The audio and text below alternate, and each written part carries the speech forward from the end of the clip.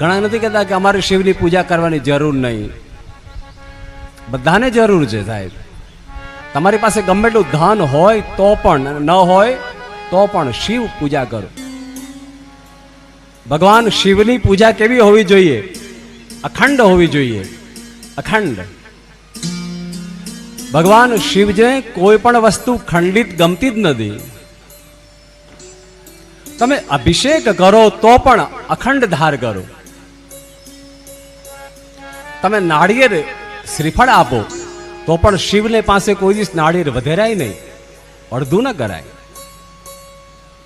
શિવને શ્રીફળ પણ આખું જ અર્પણ થાય. શિવને બિલીપત્ર અર્પણ કરો તો પણ આખું તૂટેલું ન હોવું જોઈએ. ચોખા તો શિવને ચોખા અર્પણ કરો તો પણ તૂટેલા ચોખા શિવ પૂજામાં ન ચાલે. શિવ પૂજામાં કંઈ પણ વસ્તુ ખંડિત ના હોવી જોઈએ, એવો નિયમ છે. શિવની પૂજા કરવાનો તમે સંકલ્પ કર્યો હોય, શિવનો કોઈ પણ દાન કરવાનો સંકલ્પ કર્યો હોય, એ પૂરો કરવો પડે ને પડે. કોઈ પણ સંકલ્પ શિવ વિષયમાં તમારો હોય એ પૂર્ણ હોવો જોઈએ.